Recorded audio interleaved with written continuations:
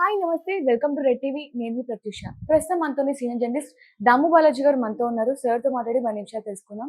నమస్తే సార్. నమస్తే. హృతిక్ రోషన్ ఫ్యాన్స్ అలాగే జూనియర్ ఎన్టీఆర్ ఫ్యాన్స్ ఎంతకాలంగానో వేచి చూసి ఫైనల్గా రిలీజ్ అయిన వార్ 2 ట్రైలర్ అయితే వచ్చేసింది సార్. అయితే ఇప్పుడు వీళ్ళిద్దరు కాంబినేషన్లో వచ్చే సినిమా ఎలా ఉండబోతుంది, ఈ ట్రైలర్ లాంచ్ కూడా ఎలా ఉంది, రివ్యూ చెప్తారా? అలాగే దాదాపు తెలుగు రాష్ట్రాల్లో 100కు పైగా థియేటర్లో కూడా ప్రదర్శించినట్టు తెలుస్తుంది. మరి దీని గురించి చెప్పండి సార్. ఫస్ట్ టైము హిందీలో ఒక ప్రొటాగనిస్ట్, యాంటాగనిస్ట్ ఒక ఫైట్ అనేది మనం చూడబోతున్నాం. ముఖ్యంగా ఎన్టీఆర్ యాంటాగనిస్ట్గా చేస్తున్నాడు. అంటే ఖచ్చితంగా ఇది యాంటాగనిస్ట్, ప్రొటాగనిస్ట్ అని చెప్పలేము నిజానికి. రోల్స్ మారిపోతాయి. మనం కానీ వార్ చూసి ఉంటే ఇది అర్థమవుతుంది. వార్ ఫస్ట్ సినిమా 2019లో హృతిక్ రోషన్తో వచ్చింది. వార్ సినిమాలో ఏంటంటే కబీర్ అని ఒక రా ఏజెంట్ ఉంటాడు. రా అంటే రీసెర్చ్ అండ్ అనాలిసిస్ వింగ్. ప్రతి దేశానికి కూడా ఒక ఎస్పినేజ్ సంబంధించిన సంస్థ, అంటే విదేశాల్లో గూఢాచార్యం చేసే సంస్థ ప్రతి దేశానికి ఉంటుంది. సో అలాంటి అంటే ఫర్ ఎగ్జాంపుల్ అమెరికాలో సిఐఏ ఉంటుంది, ఇజ్రాయిల్లో మొసాద్ ఉంటుంది, ఇలాగా పాకిస్తాన్లో ఐఎస్ఐ ఉంది. అలాగా మన దేశానికి రా అంటారు, RAW, research and analysis wing. ఒకప్పుడు మన తెలుగు డిటెక్టివ్ షాడో ఇట్లాంటి డిటెక్టివ్లంతా కూడా ఏజెంట్సే ఉండేవాళ్ళు ప్రధానంగా. సో ఇంకా జేమ్స్ బాండ్ సినిమాలంతా కూడా అవే. ఆ ఏజెంట్స్ అనేవాళ్ళు ఎలా విదేశాల్లోకి వెళ్ళి ఎనిమీస్ని ఎట్లా చంపుతారు, అట్లాంటి సబ్జెక్ట్తో తీస్తారు. ఇక్కడ ఒక థీమ్ ఏంటంటే, బేసిక్గా వార్ థీమ్ ఏంటంటే, ఒక ఏజెంట్ ఉంటాడు, అతని పేరు కబీర్ దల్వాల్, మేజర్ కబీర్ దల్వాల్. అతను రా ఏజెంట్గా ఉండి అతను ఒక ఇరాక్ టెర్రరిస్ట్ని చంపమని అతనికి ఒక మిషన్ అప్పగిస్తారు. అతను వెళ్ళి ఇరాక్ టెర్రరిస్ట్ని చంపడానికి బదులు వికే నాయుడు అని ఒక రా ఏజెంట్ని చంపేస్తాడు బై మిస్టేక్. సో దాంతో ఎప్పుడైతే ఇతను చంపేస్తాడో, ఇతన్ని చంపేమని, ఇతను ద్రోహిగా మారిపోయాడని రా ఏజెన్సీ ఇతన్ని చంపమని డిక్లేర్ చేస్తుంది. ఆ విషయం అతనికి తెలిసి రోగ్ అంటారు. మామూలుగా రోగ్ అంటే ఒక సంస్థలో పనిచేసి ఆ సంస్థకే ఎనిమిగా మారిపోయే వాళ్ళని రోగ్ అంటారు. మామూలుగా ఎలిఫెంట్స్లో కూడా రోగ్ ఎలిఫెంట్స్ అంటారు. ఆ గుంపులో నుంచి సపరేట్గా వెళ్ళిపోయి ఆ గుంపు కంట్రోల్లో ఉండదు అది, ఆ ఏనుగు. అట్లాంటివే డేంజర్ అనమాట. ప్రజల మీదకి దాడి చేసేది ఎక్కువ, ఈ రోగ్ ఎలిఫెంట్స్ దాడి చేస్తాయి. అలాగా ఏజెంట్ కూడా రోగ్ ఏజెంట్ అంటారు. ఇలాంటి సినిమాలు హాలీవుడ్లో కుప్పలు తెప్పలుగా వచ్చాయి. నేనే ఒక 40-50 సినిమాలు చూస్తుంటాను. అంటే బోర్న్ ఐడెంటిటీ సిరీస్ ఉంది, మ్యాట్ డ్యామ్ ఉంది, తర్వాత ఆర్గో ఉంది, సమ్ ఆఫ్ ఆల్ పియర్స్ ఉంది, స్పై గేమ్ ఉంది, సాల్ట్ ఉంది, ఫెయిర్ గేమ్ ఉంది, ఇలాగ చాలా ఉన్నాయి. నాకు ఇష్టం అనమాట ఇవి. సో ఎక్కువ చూస్తుంటా. సో అలాంటి థ్రిల్లరే వార్. ఇప్పుడు వార్ 2 ఎందుకంటే యష్ చోప్రా ఫిల్మ్స్ ఈ మధ్య కాలంలో స్పై యూనివర్స్ అంటారు.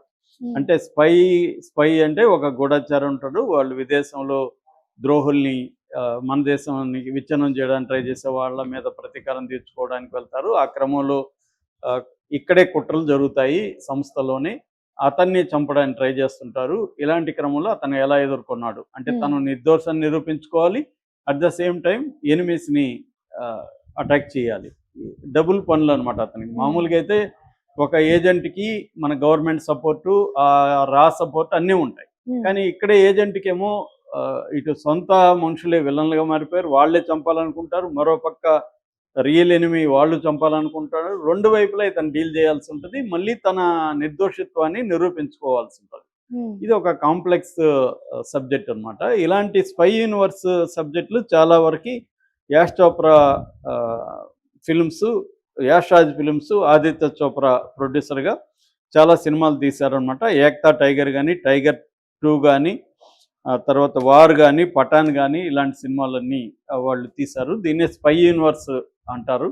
అలాంటి స్పై యూనివర్స్లో లేటెస్ట్గా వార్ 2 వచ్చింది. వార్ 2లో మళ్ళీ కబీర్గా ఆయన హృతిక్ రోషన్ చేస్తుంటే, విక్రమ్గా ఇతను చేస్తున్నాడు ఎన్టీఆర్. సో వీళ్ళిద్దరికి దాదాపు ఈక్వల్ రోల్ ఉంటుంది అనమాట.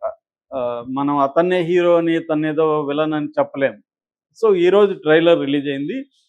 తెలుగు ట్రైలర్ కూడా బాగా పాపులర్ అవుతుంది. ఇది ఒక రకంగా డైలాగ్ ట్రైలర్ అని చెప్పచ్చు.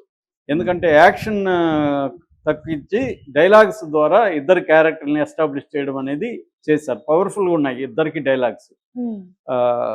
అంటే నేను నీడగా మారిపోతాను, ఊరు పేరు లేని ఒక వ్యక్తిగా మారిపోతానని హృతిక్ రోషన్ అని చెప్తుంటే, నేను ఒక ఆయుధంగా మారిపోతాను, తప్పు ఒప్పు లేదు, తర్వాత మంచి చెడులు లేవు, అలాంటి వ్యక్తిగా పాపం పుణ్యం లేదు, అలాంటి ఒక ఆయుధం, యుద్ధంని ఎవరూ చేయలేని యుద్ధాన్ని నేను చేస్తాను, ఇలాగా ఎన్టీఆర్ చెప్తున్నాడు. అంటే ఇక్కడ అగాయని ఇప్పుడు వీళ్ళిద్దరు క్యారెక్టర్లతోనే మనకి స్టోరీ అర్థమైపోతుంది. కబీర్ క్యారెక్టర్ ఏమో హృతిక్ రోషన్. హృతిక్ రోషన్ ఏంటి, రోగ్గా మారిపోయిన రా ఏజెంట్. రా ఏజెన్సీని అతన్ని చంపాలనుకుంటుంది. సో అతన్ని చంపాలంటే అతని కంటే బలవంతుడిని పెట్టాలి కదా, అందువల్ల విక్రమ్ ఎంచుకుంటుంది. విక్రమ్ అతని కంటే కూడా బలవంతుడు. రెండోది విక్రమ్కి ఏంటంటే మంచి చెడ్లు అవేం లేదు, దేశం కోసం ఒక మిషన్ అప్పగిస్తే ఒక మిషన్ లాగా అయిపోతాడు ఇతను కూడా, ఒక ఆయుధం లాగా అయిపోతాడు. ఇక్కడ అతను మంచిగా చెడ్డ ఇతనికి అనవసరం, ఆయుధానికి అవేం ఉండవు కదా, ఆయుధం అనేది ఏం ఆలోచించదు. ఒక వెపన్ అనుకో, ఒక గన్ అనుకో, ఆ గన్కి ఏముంది, మంచి చెడ్లు ఏమి ఉండదు, ఎవడు ప్రయోగిస్తే అది ఆ బుల్లెట్ వెళ్తుంది. అలాగే ఇతను ఒక గన్ లాగా, ఒక బుల్లెట్ లాగా, ఒక ఆయుధం లాగా తను తాను చెప్పుకుంటున్నాడు. సో ఇలాంటి ఒక ఆయుధాన్ని ఎదుర్కోవడం అనేది కబీర్కి మామూలు విషయం కాదు. ఎందుకంటే వీడు మనిషి అయితే వాటికి ఏమైనా మంచి చెడ్లు చెప్పొచ్చు, అరే ఇది జరిగింది నా తప్పేం లేదని చెప్పొచ్చు. అతను మనిషి కాదు కదా, నాకు నువ్వు తప్పు చేసావో ఒప్పు చేసావో నాకు అనవసరం, నిన్ను చంపాలి నేను అంతే అనేది. టెర్మినేటర్ అనే సినిమా వెరీ పాపులర్ అన్నమాట, అందులో కూడా ఇంతే ఉంటుంది. సో అలాంటి ఒక సబ్జెక్ట్లో ఈ డైలాగ్ వెర్షన్తో వచ్చింది. చాలా ట్రైలర్ చాలా బాగుంది డైలాగ్ దీంట్లో. అంటే ఎంత పవర్ఫుల్గా వీళ్ళిద్దరు క్యారెక్టర్లు డిజైన్ చేశారనేది ఇక్కడ చూపిస్తుంది. అంటే మామూలుగా మనకి హీరో ఓరియంటెడ్ సినిమాలో హీరో పవర్ఫుల్గా ఉంటాడు, విలన్ కొంచెం వీక్గా ఉంటాడు ఇండియన్ సినిమాల్లో. హాలీవుడ్లో అయితే రివర్స్, హాలీవుడ్లో విలన్ స్ట్రాంగ్గా ఉంటాడు, హీరో వీక్గా ఉంటాడు. హీరోకి ఒక ప్రాబ్లం ఉంటుంది, ఫ్లా ఉంటుంది, అతనికి బాడీ లిఫ్ట్ కావచ్చు, మెంటల్ ఫ్లా కావచ్చు, ఫ్యామిలీలో ఒక సమస్య కావచ్చు, ఇలాంటివి ఉంటాయి హాలీవుడ్ సినిమాల్లో ఫార్మేట్లో. అక్కడ ఏంటంటే విలన్ ఆపకపోతే ఒక దేశం నాశనం అయిపోవడం, ప్రపంచం నాశనం అయిపోవడం, లేకపోతే ఒక టౌన్ నాశనం అయిపోవడం, లేకపోతే అతని దగ్గర న్యూక్లియర్ వెపన్ ఉండడమో, ఏదో ఒకటి టైం బౌండ్, ఈ టైం లోపల విలన్ని ఆపాలి, అది హీరో పని. ఇక్కడ హాలీవుడ్ యాక్షన్ సినిమాలో. మన సినిమాలో ఎలా ఉంటుందంటే హీరో వీక్గా ఉండి విలన్ వీక్గా ఉండి హీరో విలన్ ఆడుకుంటుంటే మనం ఎంజాయ్ చేస్తాం అనమాట. సో ఇది మనకి ఎక్కువ ఫార్ములా ఉంటుంది. అట్లాంటివి ఇప్పుడు ఇద్దరు ఈక్వల్గా ఉన్నారు ఇక్కడ, ఎవరు విలను ఎవరు హీరో అని చెప్పడం. ఇటువంటి ఎన్టీఆర్ పాయింట్ ఆఫ్ నుంచి చూస్తే ఇతనే హీరో. ఎందుకంటే ఒక రోగ్గా మారిపోయి దేశానికి ఎనిమిగా మారిపోయిన అతన్ని చంపడం ఇతనికి అప్పగించిన మిషన్. సో ఇతనికి అప్పగించినప్పుడు మంచి చెడ్డలు అనేది చూడరు. అందుకే చాలామంది ఏమంటారంటే వార్లో సైనికుడు తన ముందేం జరుగుతుందని చూడ్డు, తన వెనక ఏముందో అది చూస్తుంటాడని. అంటే తన వెనకేముంది, ఒక దేశం ఉంది, ఒక ప్రజలు ఉన్నారు, వాళ్ళని దృష్టిలో పెట్టుకుంటాడు. ఎదురుగా ఉండేవాడు బలహీనంగా ఉన్నాడా, వాడికి ఒక ఫ్యామిలీ ఉందా, వాడు మనిషేనా, అవన్నీ ఈ సైనికుడికి అనవసరం. వాడిని చంపడమే ఇతని డ్యూటీ. కాబట్టి వాడు ఎలాగున్నా ఇతను చంపాలి. సో ఏజెంట్స్ కూడా అంతే, ఏజెంట్స్కి ఇంకా ఎక్కువ క్రూయల్గా ఉండాలి వీళ్ళు. ఎందుకంటే ఈ మానవత్వం అనేది ఉండకూడదు వాళ్ళకి, ఒక మిషన్ లాగానే పనిచేయాలి వాళ్ళు. సో అందుకని ఆ డైలాగులంతా కూడా ఈ నేపథ్యంలో మనకు అర్థమైతే మనకి డైలాగులు బాగా అర్థమవుతాయి. లేకపోతే ఏంద్రా ఇద్దరు ఒకే రకమైన డైలాగులు చెప్తున్నట్టు ఉన్నారే, ఏంటి వీళ్ళ క్యారెక్టర్లు అనిపించవచ్చు. ఈ నేపథ్యం తెలిస్తే మనకి ఈ డైలాగులు బాగా అర్థమవుతాయి. ఇప్పుడు నేను చెప్పిన తర్వాత మళ్ళీ ఒకసారి ట్రైలర్ చూస్తే మీకు ఆ డైలాగులు అంతా ఓహో అతనేం చెప్తున్నాడు, ఇతనేం చెప్తున్నాడు. అంటే ఇద్దరి గోలు కూడా ఇద్దరు కూడా దేశభక్తులే. కానీ ఒక దేశభక్తుడేమో దేశం ఎనిమిగా ప్రకటించింది, ఇంకొక దేశభక్తుడేమో అతన్ని చంపమని పంపించింది. సో ఇట్లాంటి ఒక వెపన్ని నిజమైన దేశభక్తుడు ఎలా ఎదుర్కొన్నాడు అనేది బేసిక్ స్టోరీ. ఇది ఎప్పటికైనా ఎన్ని సినిమాలు వచ్చినా చూడొచ్చు బాగ్గాన్ చేస్తే. ఎందుకంటే ఎమోషనల్ ఉంటుంది, వాళ్ళ ఇంటర్నల్ స్ట్రగుల్ ఉంటుంది, వాళ్ళకి ఒక ఫ్లాష్ బ్యాక్ ఉంటుంది. అవన్నీ ఒకేసారి చెప్పకుండా అక్కడక్కడ ఫ్లాషెస్లో చెప్తూ ఉంటారు. సో మంచి యాక్షన్ సీక్వెన్స్లు ఉంటాయి. ద్రోహాలు, ఎవడు ద్రోహో ఎవడు దేశభక్తుడు తెలియని ఒక పరిస్థితి, ఒక ప్రపంచంలో వీళ్ళు ఉండాల్సి ఉంటుంది. సో ఇలాంటి ఒక స్పై థ్రిల్లర్స్ ఎప్పటికీ బాగా అందిస్తే చాలా బాగుంటాయి. ఖచ్చితంగా ఈ ట్రైలర్స్ నేను అన్ని ఫాలో అవుతున్నాను.